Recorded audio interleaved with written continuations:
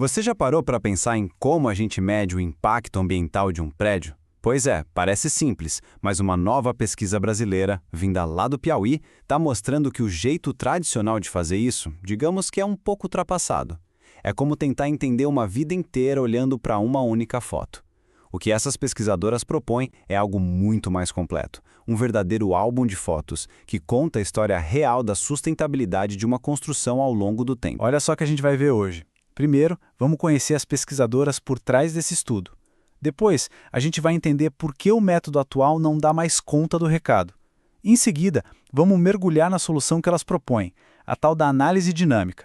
Vamos ver também os desafios que ainda existem e, o mais importante, o roteiro que elas criaram para guiar o futuro dessa área.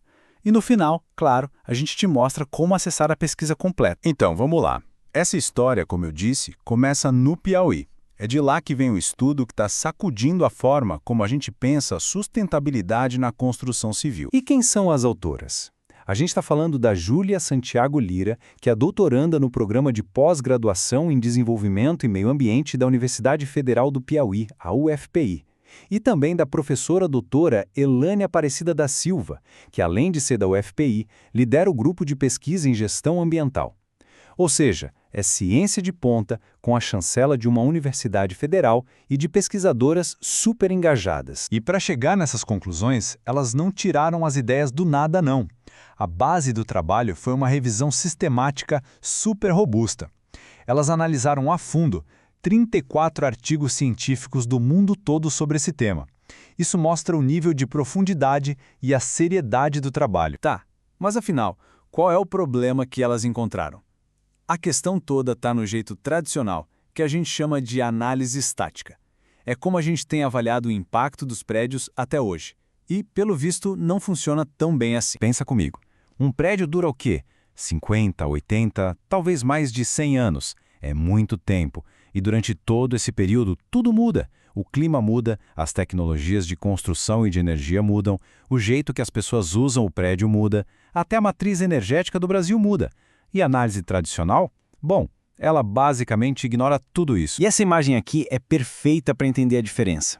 A análise de ciclo de vida estática, ACV tradicional, é essa foto única. Ela olha para o prédio no dia 1 e assume que o impacto vai ser aquele para sempre. Já a ACV dinâmica, que é a proposta delas, é o álbum de fotos. Ela vai registrando as mudanças e atualizando o impacto ambiental ao longo de toda a vida do edifício. É uma visão muito mais fiel à realidade. E é aqui que está o pulo do gato, a grande virada que a pesquisa propõe. A gente precisa de uma análise de ciclo de vida dinâmica, que a gente pode chamar de ACV-D. É uma abordagem que finalmente consegue contar a história ambiental completa e real de um edifício. Então, o que essa tal de ACVD faz na prática? Ela coloca na conta todas essas variáveis que mudam com o tempo. Coisas como: a energia elétrica no Brasil vai ficar mais limpa nos próximos 30 anos? Provavelmente, sim. As pessoas vão usar o ar-condicionado de forma diferente?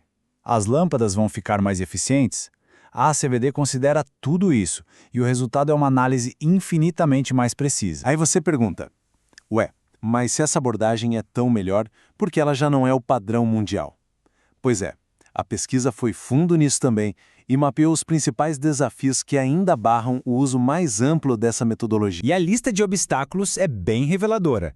Primeiro, falta todo mundo combinar o jogo, sabe? Não tem um consenso sobre os métodos. Faltam dados específicos para a nossa realidade, aqui para o Brasil. É super difícil prever o futuro, como, por exemplo, quando o prédio vai ser reformado ou demolido. E o mais crítico, faltam programas de computador, softwares, que ajudem a fazer essa análise de um jeito mais fácil e integrado. E essa frase aqui, que a gente adaptou da pesquisa, resume o problema todo. Como cada estudo é feito de um jeito, usando premissas diferentes, fica impossível comparar um com o outro. E sem comparação, a ciência não avança direito. Mas o mais incrível dessa pesquisa é que ela não para no diagnóstico. As autoras não só apontaram os problemas, elas foram além. Elas propuseram um verdadeiro roteiro, um mapa do caminho para fortalecer e padronizar a ACV dinâmica. E é esse o ponto-chave, o que torna esse trabalho tão valioso. Ele é propositivo.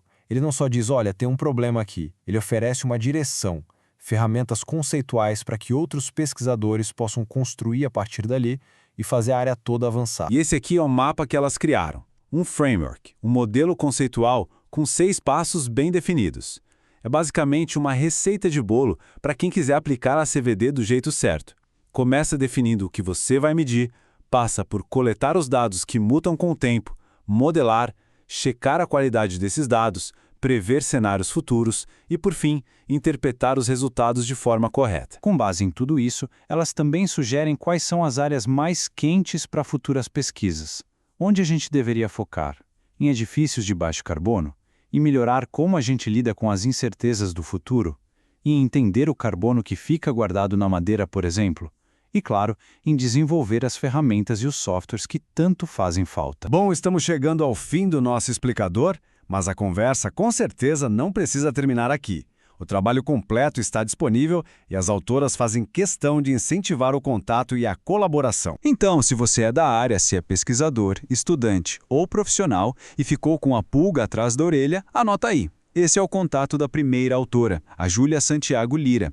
A ciência se faz assim, em colaboração, e seu interesse pode ajudar a levar essa ideia ainda mais longe. Para fechar, fica essa reflexão.